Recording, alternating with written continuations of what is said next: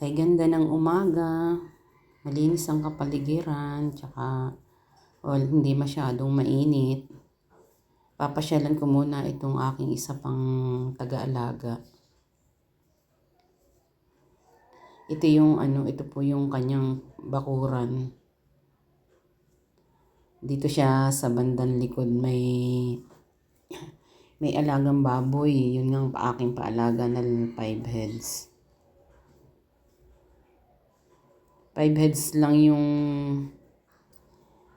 pinaalaga ko sa kanya kasi maliit yung kanyang kulungan. Ayan po ang aking taga-alaga. Kasi magandang dalaga.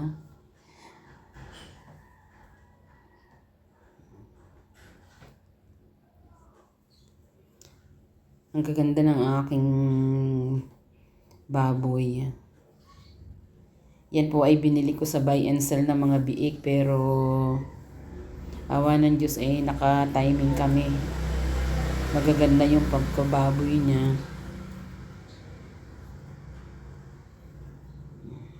5 heads lang kasi yung kumasya dito sa kulungan niya, masyadong maliit. Itong paalaga kong ito ay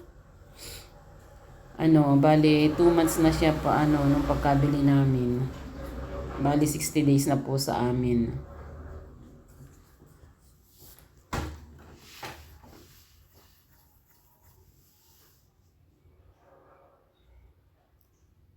Magagaling din silang kumain, tsaka ang bibilis lumaki.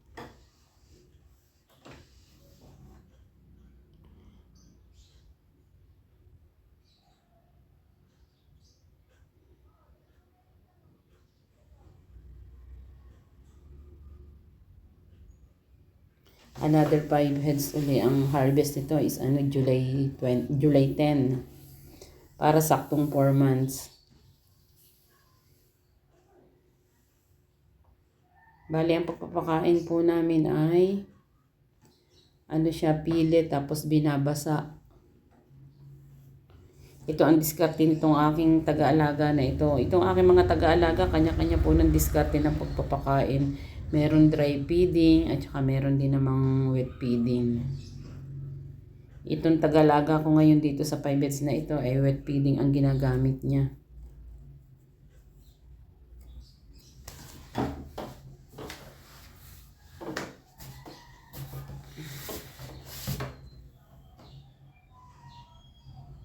Sana ituloy-tuloy na maganda ang presyo ng baboy para kami ay makabawi sa mga nalugi namin last year.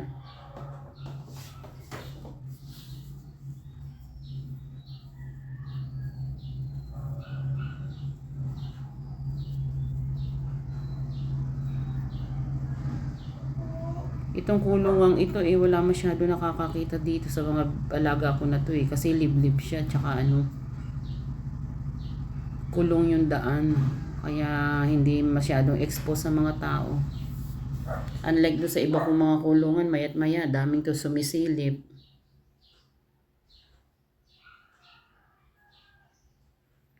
Okay na tong ganito, tahimik.